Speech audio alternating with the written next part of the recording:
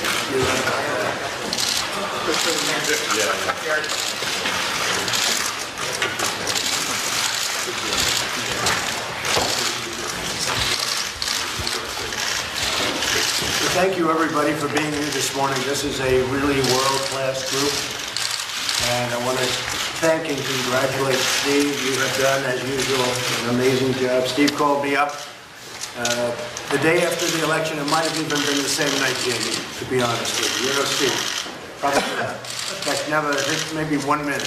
And he said, I'd like to put together a group of world-class leaders, and that's what he's done. So good job, Steve. Give me a hand. A couple of things happened this morning. 227,000 jobs. Great spirit in the country right now. So we're very happy about that. I think that it's going to continue big league. We're bringing back jobs. We're bringing down your taxes. We're getting rid of your regulations. And I think it's going to be some really very exciting times ahead. We're doing it. We're going to be coming up with a tax bill very soon. A health care bill even sooner, and it's really working out. Toby from the Cleveland Clinic has been helping us a lot with the veterans, and we appreciate that, Toby. My pleasure. You've been amazing, and Ike and all of our friends, we really appreciate it. One of the things that I heard this morning in watching the news was that, amazingly, it's never happened before, that politics has become a much bigger subject than the Super Bowl. This is usually Super Bowl territory, and now they're saying that the politics is more interesting to people. So that's good. I see we have Larry here. Where is Larry Fink? Larry did a great job for me. He managed a lot of my money, and I have to tell you, he got me great returns, Larry.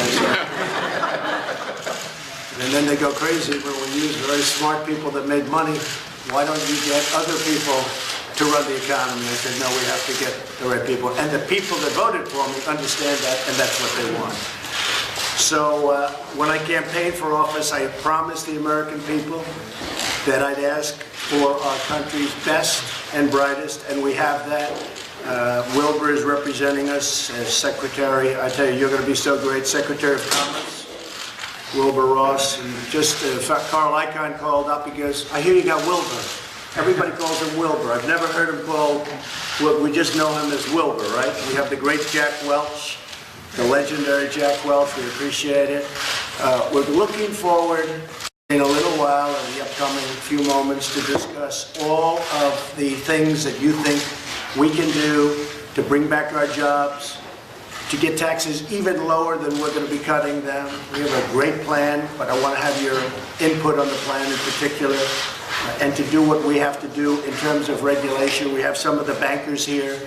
There's nobody better to tell me about Dodd-Frank than Jamie, so you're going to tell me about it, but we expect to be cutting a lot out of Dodd-Frank because, frankly, I have so many people, friends of mine, that have nice businesses. They can't borrow money. They just can't get any money because the banks just won't let them borrow because of the rules and regulations in Dodd-Frank. So we'll be talking about that, Jamie, in terms of the banking industry.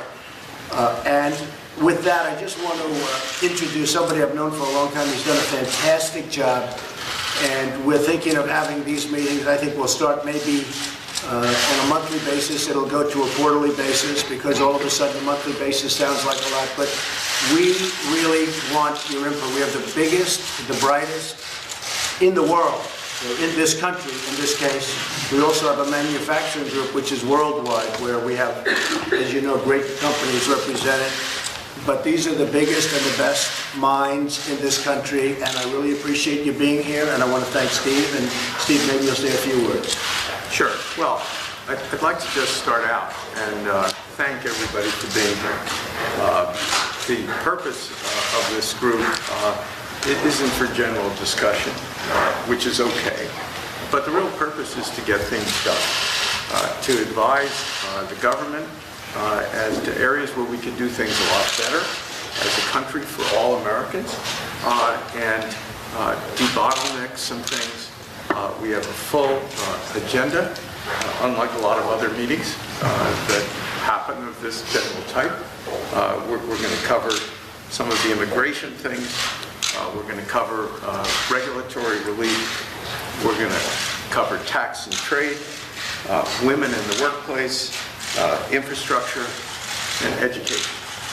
And each of those areas will get suggestions, ways to make things happen faster, to improve the country. And anybody can say anything else they want. But it's really important that we mobilize the non-governmental sector, and also importantly that we do it on a bipartisan basis. Apparently a first in Washington, or a modern Washington, and everybody on the group was selected because they're terrific, because they have domain expertise, because they want the country to do better, and we had no criteria. And as it works out, we have all kinds of different people from different backgrounds and different political persuasions, and if we can make things work right, that's the way the country's supposed to work. And so it's a big sacrifice for the people who are here to spend the time. Everybody's busy. That's America.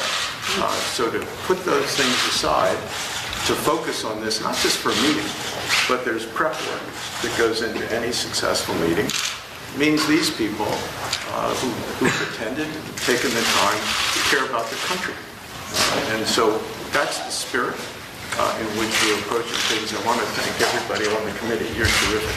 So, thank you. We're going to go around the room, but before we do that, I just want to say that so many people have called, friends of mine in big business, and they wanted to be in the committee, and I'd call Steve. I'd say, Steve, can we get so-and-so? Nope, we got enough. I said, what do you mean, no? It's a big business, massive business, public company. Then every once in a while I'd call, Steve, how about this one? Donald, he's a corporate raider. These people don't want to be sitting with corporate raiders. So we had 5 raiders that wanted to come on. But he's been very, very selective, and we'll be putting a couple more on as we go by, but he's been very selective. I thought we might go around the room. Mary and I met last week. We had a fantastic meeting on the auto industry. We had Ford there. We had a lot of the companies. We had some great companies, Fiat, Chrysler, Sergio. And I will tell you, I learned a lot about the automobile business. I thought I knew a lot, but they are being so stymied, so restricted with regulation and so many other reasons. And they're pouring back into the country already. I mean, if you look at Mark was telling us what they're doing with Ford and Bill Ford too. A lot of jobs are going to be coming back into Ohio and Michigan Pennsylvania and all of the places that really have been hurt so badly. So maybe we could start with Mary. We'll just go around the room real fast so that everybody, pretty much everybody knows each other, but it would be nice to see. Mary? Sure. Mary Barra, Chairman and CEO of General Motors. Doug McMillan with Walmart. Larry Fink, BlackRock. Rich Lesser, Boston Consulting Group. Jim McNerney, the old Boeing guy. Paul Atkins, Potomac Little Partners. Kevin Warsh, Stanford University. Elon Musk, Tesla and SpaceX. Toby Cosgrove, Cleveland Clinic. Jamie Dimon, JP Morgan Chase. Dan Jurgen, IHS Market. Jack Welch, retired. Mark Weinberger, someday maybe, I hope, but EY. Biovinci, Global Infrastructure Partners. Jenny Rometty, IBM. Indra Nui, PepsiCo. Steve Schwarzman from Blackstone. Okay, thank you very much. Thank you, folks. Thank you, press.